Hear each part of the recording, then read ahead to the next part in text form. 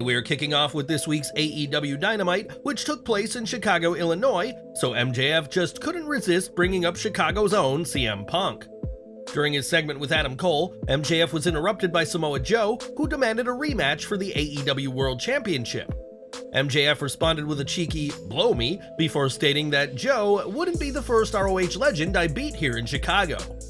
This was a clear nod to Punk, who MJF defeated on the February 2nd, 2022 edition of AEW Dynamite, which was in the Wintrust Arena in Punk's hometown. This would be Punk's first defeat in AEW, something that MJF would gloat about for a long time to come, and it's clear that the champ hasn't forgotten about everyone's favorite ex-AEW star. Now, this week's Dynamite saw the start of the Continental Classic, and in the main event, Jon Moxley earned 3 points in the Gold League with a victory over Mark Briscoe. After AEW Dynamite went off the air, Moxley called Mark Briscoe back as he was leaving the ring, and the two would then shake hands in a display of sportsmanship between the two veterans. Moxley was the clear favorite going into this match, and this match result was not a surprise, but it is a shame that Briscoe is once again taking a loss when he is overdue for a big win. Now Moxley, Jay White, and Swerve Strickland have 3 points each in the Continental Classic, and what did you think of Moxley's main event with Briscoe? Sound off in the comments.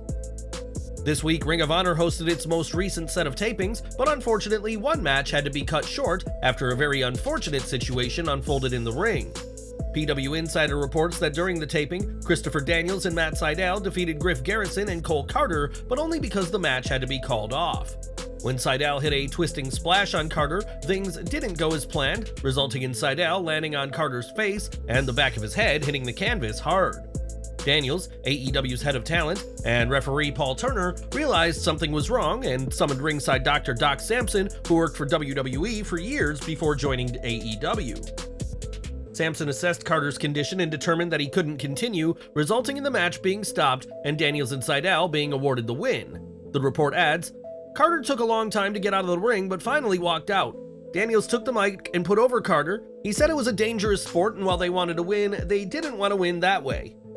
The report also said that there have been concerns that Karter was concussed, which is never a good thing, and we'll keep following this situation and hoping for the best for Cole Karter. Tomorrow night, Randy Orton will compete in his first War Games match, which will also be the Viper's first match since May of last year after dealing with a serious back injury.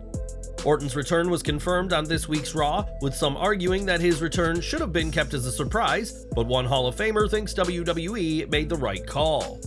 On his Hall of Fame podcast, Booker T suggested that keeping Orton as a surprise would have been difficult, if not impossible, and now fans have another reason to tune in. He said, "You know, a surprise would have been great, but I'm sure someone would have broken on Twitter that Randy Orton has been spotted in Chicago. I'm sure of that. There's no way around that. So these days, trying to surprise someone, you might just be shooting yourself in the foot. Everybody should know that Randy Orton is going to be there so they could tune in and buy it more than anything. More importantly, you want the Randy Orton fans to know that he's going to be there." WWE's actual reason for announcing Orton is that they didn't want fans to think that CM Punk was returning as the fifth man, which would have led to a lot of disappointed fans when that didn't happen.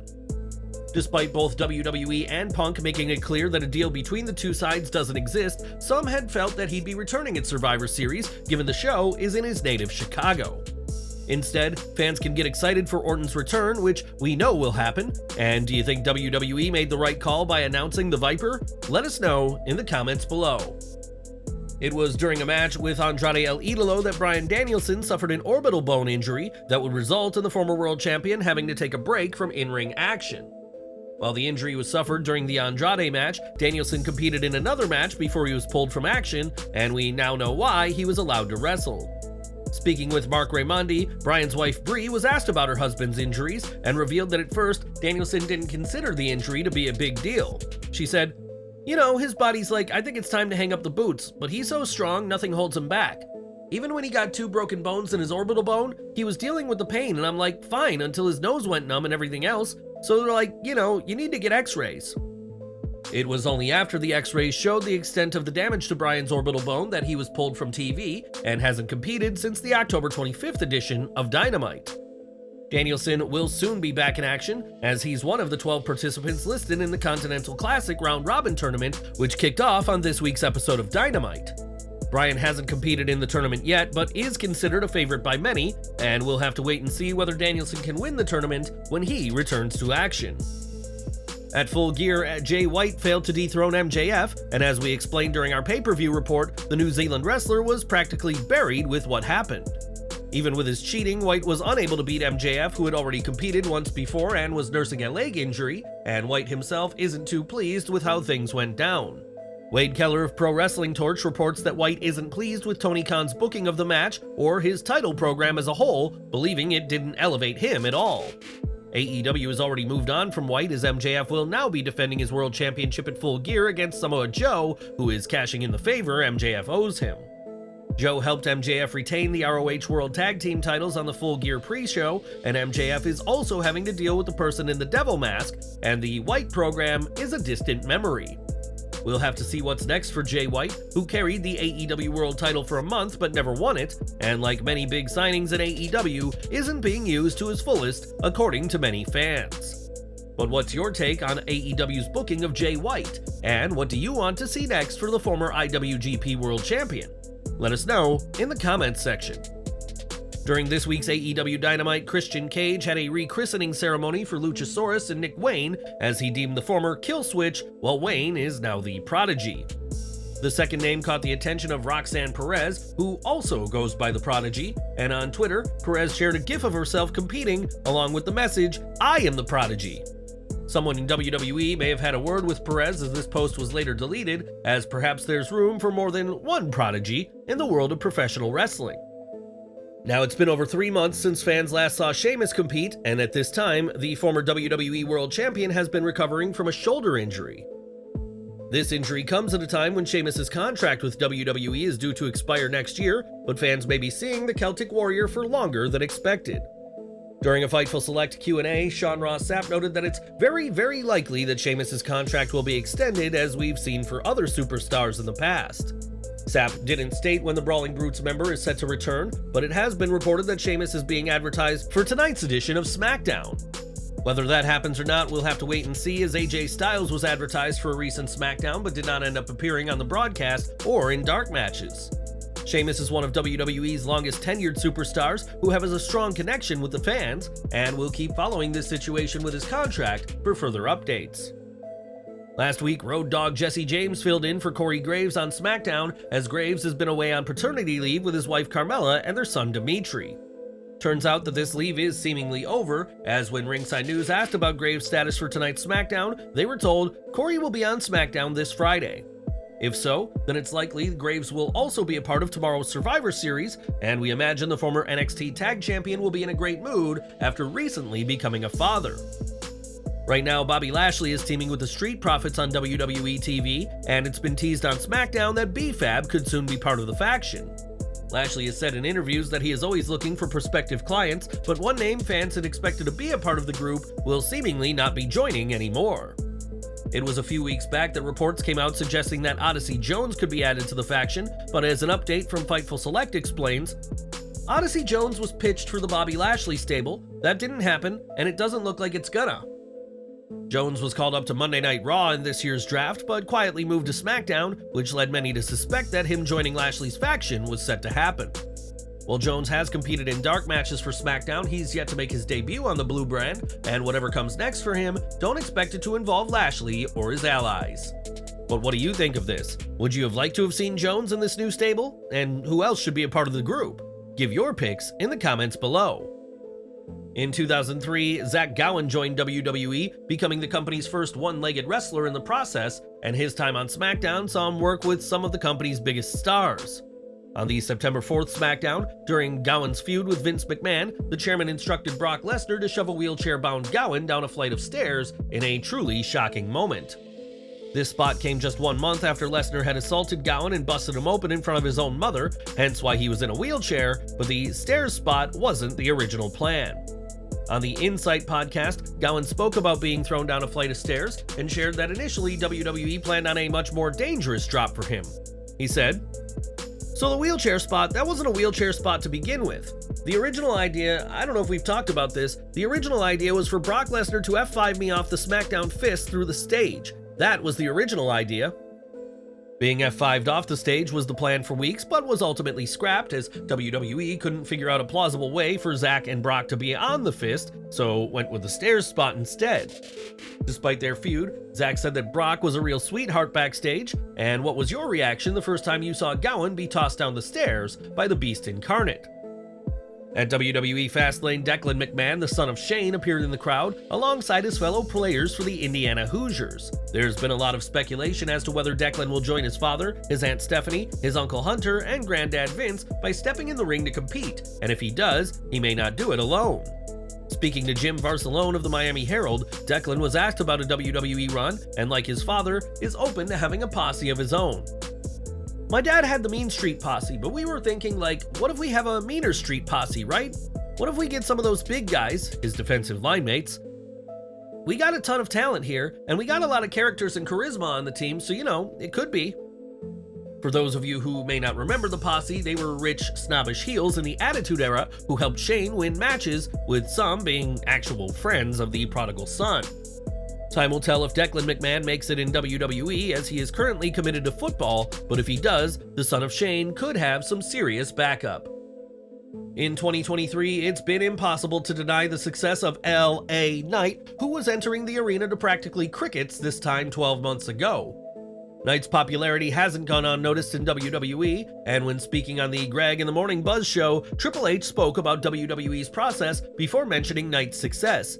He said, "There's always going to be positive and negatives. I would say, if you're not going to buy into the positives, you can't buy into the negatives. You just have to do your thing and grind. I look at LA Knight right now. He's been in this business for a long time. He kept grinding, and here is sort of running towards the end of his career, and all of a sudden, he's making it and becoming a big deal. Hopefully he can capitalize on that, and we can. You never know. And you keep those doors open and you see what's going to resonate. Nobody has perfect vision around the corner. You just keep grinding and doing what you do, and hopefully success comes."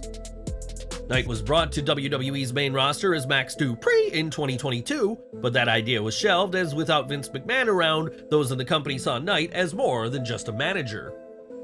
Nowadays, Knight is one of WWE's most popular talents, and while he may not have won the big one at Crown Jewel, expect plenty more big things in his future, especially with Triple H noticing his hard work.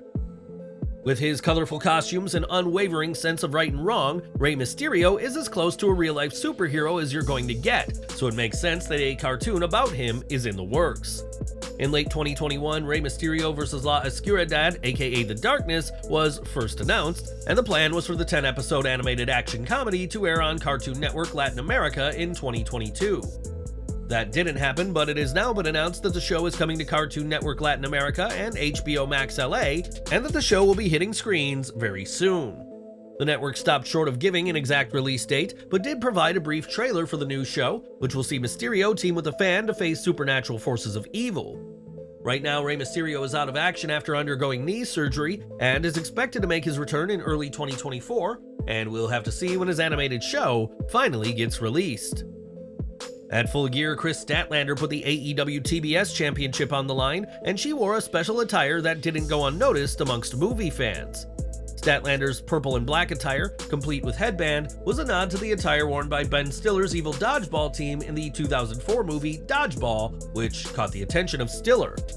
On Twitter, Statlander responded to a fan's post that showcased her attire, and Stiller responded to Statlander's tweet with a series of emojis related to his character in the film. Stiller would go even further and is now following Statlander on Twitter, and in a separate post, Chris was very pleased with this, saying, "I may have lost the title, but screw you, I still won." Statlander lost the AEW TBS Championship at Full Gear, but now has the comedy actor on her side, and we can't count out Stiller one day appearing for AEW in a segment with the former champ. It's safe to say that AEW has experienced a decline in the ratings and viewerships in 2023, especially compared to how the company was performing a few years ago. Gone are the days of Tony Khan bragging about over 1 million fans tuning into Dynamite, and things could be about to go from bad to worse for AEW. It was recently announced by Fox that Family Guy will be moved to Wednesday nights in March, in a move that is expected to hit AEW's viewership pretty hard in the ratings. Family Guy usually averages over 1 million viewers per episode, so moving it to Wednesdays could be a big dent for Dynamite, which is the last thing Tony Khan needs right now. The only consolation is that the 30-minute animated show about the Griffin family will not occupy the entire 2-hour broadcast of Dynamite, and this was likely not a plan by Fox to sabotage AEW. Nevertheless, AEW could be losing viewers in that 30-minute window to Family Guy, and it'll be interesting to see what Khan can do to keep fans tuned in when the two shows go head-to-head. For those attending tomorrow's Survivor Series, they will have the chance to pick up an official program, and those that do will notice some interesting inclusions in the program. WrestleVotes reports that NXT stable Gallus are part of the program, which is notable as no other NXT talents are included, implying that they may be called up soon. Another notable inclusion is AOP, who are said to have quietly re-signed with WWE earlier this year, and the fact that they're in the program means fans can expect Akam and Rezar back on TV soon enough. Since becoming the tribal chief in 2020, Roman Reigns has commanded people to acknowledge him, and one person who's doing just that is comedian Adam Sandler. In an interview with Chris Van Vliet, the topic of Reigns and his 3-year title reign came up, and the comedy veteran was clearly impressed by the dominance shown by the head of the table. And we're ending with Triple H, who was finally given the keys to the kingdom as WWE's head of creative last year, replacing his father-in-law Vince McMahon in the role. While McMahon reinserted himself earlier this year, Ari Emanuel has since made it clear that Triple H is in charge of creative, but the game has learned a thing or two from the TKO executive chairman. Sitting down with Sports Illustrated, Triple H spoke about what he's learned from McMahon and said, "Vince taught me years ago, you put yourself in the seats and you'll never go wrong. You always got to maintain that perspective. I started out as a fan, book what people want to feel and see." Triple H's efforts to see things from a fan's perspective have been paying off, with the majority of fans seeing a positive shift in storytelling for the better compared to when McMahon was in charge. Between record-breaking gates at events and lucrative TV deals, Triple H is clearly doing something right, and the game has McMahon to thank for his words of wisdom.